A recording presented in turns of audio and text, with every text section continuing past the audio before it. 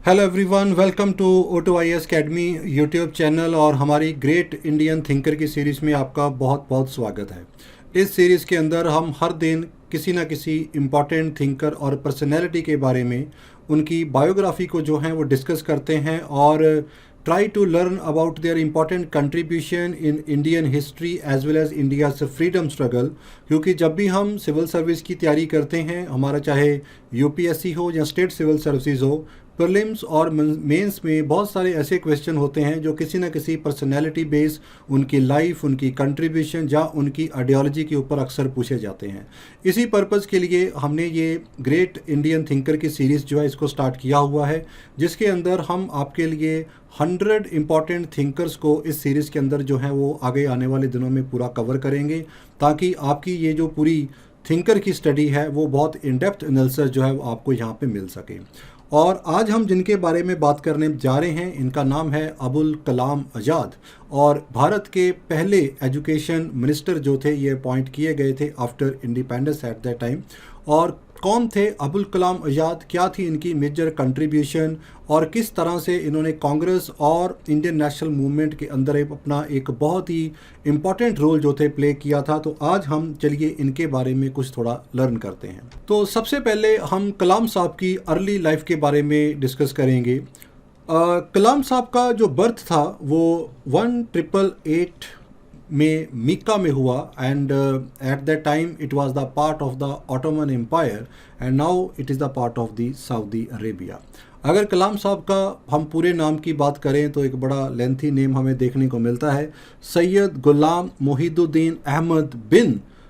खैरुद्दीन अल हुसैनी इनका पूरा नाम था, लेकिन बाद में इन्होंने अपना नाम जो था इसको चेंज किया मौलाना अबुल कलाम आज़ाद में, और ये इन्होंने वर्ल्ड वार 1 के टाइम पे यहाँ पे ज्वाइन किया, जब इन्होंने अपने जर्नलिस्टिक कैरियर की उस समय शुरुआत की गई थी। 1857 के रिवोल्ट के टाइम पे जो इनके ग्रैंडफादर थे वो उस समय इंडिया से बाहर उस समय मिक्का में सेटल्ड हो गए थे। सो तभी से हम सऊदी अरेबिया मिक्का के साथ जो है इनका हम एक लिंक जो है वो हम यहाँ पे देखते हैं मक्का के साथ। तो आफ्टर दिस आज़ाद की जो फैमिली थी इट सेटल्ड इन 1890 में, ये कैलकाटा में उस समय सेटल्ड हुई, और उस समय कलाम जो थे वो मात्र 2 साल के थे। अब हम अगर कलाम साहब की एजुकेशन के बारे में बात करते हैं तो वी विल सी कि जो इनका एजुकेशन था वो ज़्यादातर इनका एजुकेशन का अरेंजमेंट स्कूल में ही किया गया था, और he was a kind of self taught student, और कोई इनकी फॉर्मल एजुकेशन जो थी वो नहीं हुई थी। लेकिन बिना किसी फॉर्मल एजुकेशन के भी जो अबुल कलाम आज़ाद साहब थे ये बहुत ही एक डिटरमाइंड स्टूडेंट थे, और ये हमें इससे भी आइडिया लेता है कि मात्र 12 साल की उम्र में जो आज़ाद साहब थे ये उस समय एक लाइब्रेरी, एक रीडिंग रूम और एक डिबेटिंग सोसाइटी जो थे इसको उस समय रन किया करते थे, और उस समय इनकी उम्र सिर्फ 12 साल की थी। इसके बाद जब ये 15 साल के हुए तो अपनी एज से भी बहुत बड़े स्टूडेंट को ये उस समय टीच किया करते थे, और इससे हमें पता चलता है कि इनका एजुकेशन में और इन फील्ड में कितना बड़ा उस समय इंटरेस्ट हुआ करता था। And no doubt he was very hard working in his education also. Azad साहब का जो जर्नलिस्टिक कैरियर की अगर हम बात करते हैं तो इनका जर्नलिज्म में जो कैरियर है वो स्टार्ट होता है 1899 में। ये स्टार्ट करते हैं जब ये अपने थोड़े बहुत जो वर्क हैं, जो जर्नल पॉलिटिकल वर्क हैं, उनको ये पब्लिश करना स्टार्ट करते हैं in the journal that is name as Nairang e Alam. Calcutta में इन्होंने अपना यहाँ पे शुरू किया, जिसके अंदर थोड़े बहुत उन्होंने अपना पॉलिटिकल वर्क जो था लिखना शुरू किया। और यहीं पर हम देखेंगे ये इसी के समय ये अल मिसबाह के एक न्यूज़पेपर के एडिटर भी बने 1900 के टाइम के ऊपर, और इन्होंने उस समय बहुत सारे जो उर्दू के मैगजीन्स थे उसके अंदर अपने बहुत सारे आर्टिकल, और मैगजीन के अंदर भी इन्होंने बहुत सारे अपने वर्क जो थे लिखे, जैसे कि मखजान, अशनूल अखबार और खदांग ए नज़र। ये उस समय के कुछ न्यूज़पेपर और जर्नल थे जिनमें इन्होंने अपना एजुकेशन और कम जर्नलिस्टिक कैरियर की जो थी वो काफ़ी बेहतरीन शुरुआत की। अगर हम इंडिपेंडेंस की बात करते हैं और इंडिपेंडेंस मूवमेंट की बात करते हैं तो इसमें भी कलाम साहब का एक बड़ा इंपॉर्टेंट रोल हमें देखने को मिलता है। 1908 के अंदर इन्होंने एक इजिप्ट, सीरिया, टर्की और फ्रांस का इन्होंने एक ट्रिप उस समय किया था, और during this travelling he came into contact with several revolutionary जो उस समय कमल मुस्तफ़ा पाशा, जो कि उस समय टर्की के लिए बहुत बड़ा मूवमेंट उस समय चलाई जा रही थी, उसके साथ कांटेक्ट में, उनके फॉलोअर्स के कांटेक्ट में आते हैं। And he was also the member of the young तुर्क मूवमेंट, और ईरानियन रेवोल्यूशनरी के साथ भी इनके जो थे लिंक उस समय डेवलप होते थे। यहाँ से थोड़ी रेवोल्यूशनरी आइडियोलॉजी जो है वो कलाम साहब के अंदर यहाँ पे डेवलप होती है। अगर हम कलाम साहब के पॉलिटिकल व्यूज़ की बात करते हैं तो इनका जो पॉलिटिकल व्यूज़ थे, he was bit radical in his ideology, और अपने इसी आइडियोलॉजी के चलते हम यहाँ पे देखेंगे कि he very soon he become a very full fledge nationalistic leader at that time. और एक चीज़ हम देखेंगे कि 1905 में जब बंगाल की पार्टीशन की गई थी, और इसके रिस्पांस में बंगाल की पार्टीशन में जो all India Muslim league party भी बनाई गई थी, और उन्होंने इस बंगाल की पार्टीशन को सपोर्ट किया था। But against the Muslim common Muslim opinion जो आज़ाद साहब थे, इन्होंने पार्टीशन ऑफ बंगाल को अपोज किया था। और उस समय स्वदेशी मूवमेंट जहाँ जो भी हमें उसमें रेवोल्यूशनरी एक्टिविटी जो थी चल रही थी, उसके अंदर इन्होंने काफ़ी इंपॉर्टेंट एक्टिव रोल जो था वहाँ पे अपना प्ले भी किया। और यहाँ पे इस रेवोल्यूशनरी एक्टिविटी के अंदर ही also came into contact with Aurobindo Ghosh, जिन्होंने बाद में इनको श्याम सुंदर चक्रवर्ती के साथ जो था मिलाया, और इन्होंने इन सभी के साथ मिलके बंगाल, बिहार और बॉम्बे के अंदर बहुत सारी सीक्रेट रेवोल्यूशनरी एक्टिविटी के अंदर जो था इन्होंने अपना पार्टिसिपेशन भी यहाँ पे किया। इसके बाद इनका एक मेजर कंट्रीब्यूशन जो है हम देखने को मिलते हैं in the form of the खिलाफत मूवमेंट, जो उस समय इंडिया में जो थे उस समय चलाई गई थी। तो इसके अंदर हम यहाँ पे देखेंगे आज़ाद साहब का एक इम्पॉर्टेंट रोल यहाँ पे देखने को मिला है। अब इसके अंदर he first of all he started a Urdu weekly newspaper, इन्होंने यहाँ पे स्टार्ट किया था 1912 के अंदर। इसका नाम था अल हिलाल, जिसके अंदर इन्होंने British policy and the way the treatment was given to the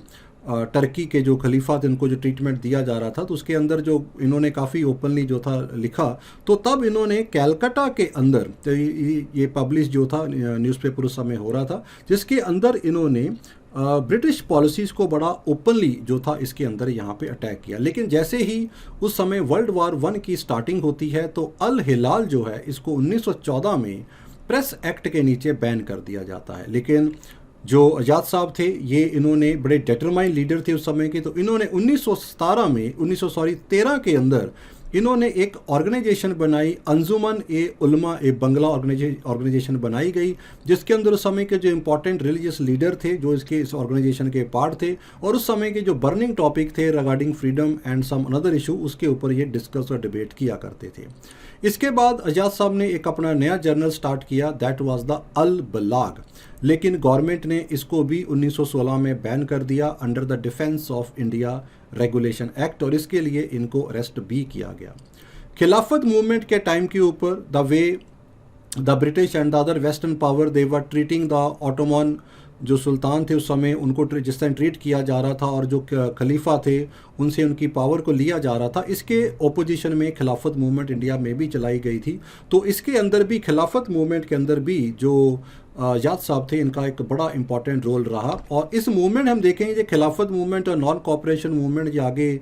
mix भी हुई हैं। तो खिलाफत मूवमेंट की अगर हम कमांड यहाँ पे देखेंगे तो आज़ाद साहब और अली ब्रदर जो थे, इन्होंने मिलके वेलकम किया था उस समय महात्मा गांधी जी की जो प्रोग्राम था, जो मूवमेंट थी नॉन कॉपरेशन मूवमेंट, जिसमें एक नॉन वायलेंस बेस्ड स्ट्रगल करना चाहते थे। तो आज़ाद साहब और अली ब्रदर ने यहाँ पे all the Khilafati leader they supported the non cooperation movement of the Mahatma Gandhi also. इस समय जो गांधी जो आज़ाद साहब थे, इन्होंने कांग्रेस को भी ज्वाइन किया, और कांग्रेस को ज्वाइन करने के बाद ही was appointed as a president of All India Khilafat committee के जो थे प्रेसिडेंट, इनको अपॉइंट भी किया गया, जिन्होंने इस खिलाफत मूवमेंट को आगे स्पीयर हेड किया। इसके बाद इन्होंने जामिया मिलिया इस्लामिया यूनिवर्सिटी की फाउंडेशन भी रखी for the education purpose here, और इसके अंदर इस फाउंडेशन के अंदर इनको हेल्प किया मुख्तार अहमद अंसारी और हाकिम अजमल खान जैसे लीडर थे, उन्होंने इस कार के अंदर इनको यहाँ पे सपोर्ट किया उस समय। और during this movement, non cooperation movement के चलते जो आज़ाद साहब थे, इनके जो नज़दीकियाँ थी, जो रिलेशनशिप थे, ये काफ़ी क्लोज आ गए टूवर्ड द गांधी जी, जवाहरलाल नेहरू, चित्तरंजन दास, सुभाष चंद्र बोस के साथ इनके काफ़ी रिलेशन बने। और because of his closeness and relationship with all this nationalistic leader, it was quite obvious कि जो हमारे जो याद साहब थे, he came into the contact with the major Congress organization at the time, और इन्होंने कांग्रेस को यहाँ पे एक मेजर यहाँ पे ज्वाइन भी किया। खादी की अगर हम बात करते हैं तो इन्होंने खुद अपने जो कपड़े थे उसको चरखे के ऊपर स्पिन जो था उसको करना शुरू किया, और गांधी जी के आश्रम में जहाँ जब भी वहाँ पे प्रेयर मीटिंग जहाँ को मीटिंग होती तो अक्सर गांधी जी के आश्रम में याद साहब वहाँ पे जाया करते थे। 1921 में इन्होंने एक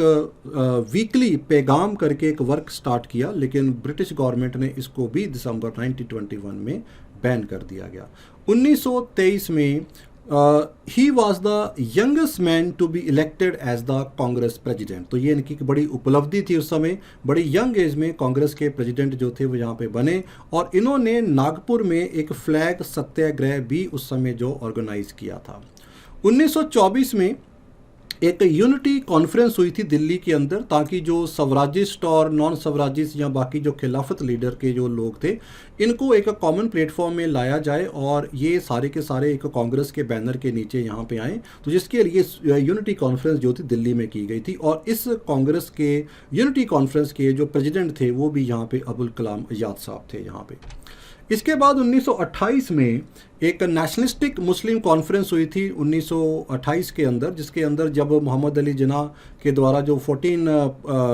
पॉइंट एजेंडा जो दिया गया था, तो उसके ओपोजिशन में कुछ मुस्लिम लीडर ने ये कॉन्फ्रेंस की गई थी, जहाँ पे जो सेपरेट राइट्स की डिमांड की जा रही थी, तो उसको इन्होंने यहाँ पे काउंटरएक्ट किया था। 1927 के अंदर ही was appointed as a member of the Congress parliament sub committee, और उस समय जो हमारी प्रोविंशियल कांग्रेस मिनिस्ट्री थी 1935 एक्ट के चलते जो नए इलेक्शन वहाँ पे करवाए गए थे, तो बहुत सारे प्रोविंसेस में कांग्रेस की सरकार बनी थी, तो उनको उनके कामकाज और उनके वर्क के लिए आज़ाद साहब जो थे इस कमेटी के जो थे मेंबर भी अपॉइंट किए गए थे। इसके बाद आज़ाद साहब 2 बार और कांग्रेस के प्रेसिडेंट बनते हैं। इन 1940 से लेके 1946 तक ये जो हैं कांग्रेस के दोबारा प्रेसिडेंट बनते हैं 6 साल में, और ये एक बड़ा टर्बुलेंट फेज था उस समय हिस्ट्री के अंदर, क्योंकि वर्ल्ड वार 2 चल रही थी, और उसके साथ साथ एक तरफ जो था क्विट इंडिया मूवमेंट भी यहाँ पे चलाई गई, और क्रिप्स मिशन यहाँ पे फेल होता है। तो ये सारी मेजर टाइम के ऊपर जो कांग्रेस के प्रेसिडेंट थे उस समय कलाम साहब ही यहाँ पे रहे थे। 19 मार्च 1940 को जब मुस्लिम लीग जो थे पार्टीशन की डिमांड कर रही थी, सेपरेट पाकिस्तान की डिमांड की गई थी, तो उन्होंने एक अपना वहाँ पे एक प्रेसिडेंशियल स्पीच के अंदर जो था इस क्वेश्चन को बहुत ही बेहतरीन वे से जो था वो हैंडल किया था, और पार्टीशन के क्वेश्चन को जो था इन्होंने रिजेक्ट किया था। 1940 से लेके 46 तक 6 साल तक आज़ाद साहब जो हैं ये कांग्रेस के स्पोक्समैन भी रहे, और ड्यूरिंग द नेगोशिएशन, चाहे वो क्रिप्स मिशन था, चाहे शिमला कॉन्फ्रेंस थी, चाहे वो कैबिनेट मिशन क्यों ना हो, इसके अंदर सभी इम्पॉर्टेंट बातचीत के अंदर जो कलाम साहब थे वो कांग्रेस के एक इम्पॉर्टेंट रिप्रेजेंटेटिव और मेंबर की फॉर्म में पार्टिसिपेशन करते रहे। अगर हम कलाम साहब का आफ्टर इंडिपेंडेंस अगर हम वहाँ पे वर्कआउट देखते हैं, तो after getting the independence Azad sahab was appointed as the first cultural and education minister in India 1950 से 1952 तक यहाँ पे, और इन्हीं के टाइम के ऊपर ही यूनिवर्सिटी एजुकेशन कमीशन की अपॉइंटमेंट हुई 1948 में, सेकेंडरी एजुकेशन कमीशन अपॉइंट किया गया 1952 के अंदर, और इनके टाइम के ऊपर ही यूजीसी यूनिवर्सिटी ग्रांट कमीशन और Indian council of cultural relation जैसी जो इंस्टीट्यूशन थे इनकी इस्टेब्लिशमेंट की गई। और इनके साथ साथ 3 मेजर एकेडमियाँ, साहित्य अकेडमी, संगीत नाटक अकेडमी, ललित कला अकेडमी जो थी इनको भी इस्टेब्लिश किया गया, और दिल्ली में एक दिल्ली पब्लिक लाइब्रेरी को इस्टेब्लिश किया गया with the help of the UNESCO. These are some of the unique achievement of the Kalam साहब during his tenure as a education cum the cultural minister here. Azad साहब का लिटरेरी कंट्रीब्यूशन में भी बहुत important work जो है इनका योगदान है। There is one very important book India wins freedom, जो कि उस समय हमारी मॉडर्न जो फ्रीडम स्ट्रगल की जो हमारी हिस्ट्री उसके ऊपर एक बहुत ही बेहतरीन बुक है जो इन्होंने यहाँ पे लिखी उस समय। इधर नदर वर्क वाज गुबार ए खातिर, तज़किरा एंड तर्जुमन कुरान, ये कुछ वर्क थे जो इनके द्वारा यहाँ पे लिखे गए थे। इंडिया विंस फ्रीडम के अंदर कलाम साहब ने अपनी पॉलिटिकल लाइफ के बारे में ज़्यादा लिखा है और उस समय की जो पॉलिटिकल कंडीशन थी उसके बारे में लिखा है। गुबार एक खातिर के अंदर इन्होंने अपने सोशल और स्पिरिचुअल लाइफ के जो एस्पेक्ट थे उसको इसके अंदर लिखा है। आज़ाद साहब ने कुरान को भी उर्दू में ट्रांसलेट किया, जिसको कि तर्जुमनल कुरान की फॉर्म में पब्लिश किया गया। और इसके अगर जर्नल या न्यूज़पेपर की बात करें, अल हिलाल एंड अल बलाग इनके बहुत ही इंपॉर्टेंट न्यूज़पेपर कम जर्नल रहे हैं, जिनमें कलाम साहब ने बहुत ही इंपॉर्टेंट कंट्रीब्यूशन दिया था। So student, this was the a biographical sketch about the Kalam साहब। आई होप कि ये आपको काफ़ी पसंद आएगा and it will help you to understand the role of Kalam साहब in the freedom struggle and as well as the freedom movement that was going at that time. Thank you very much and all the very best.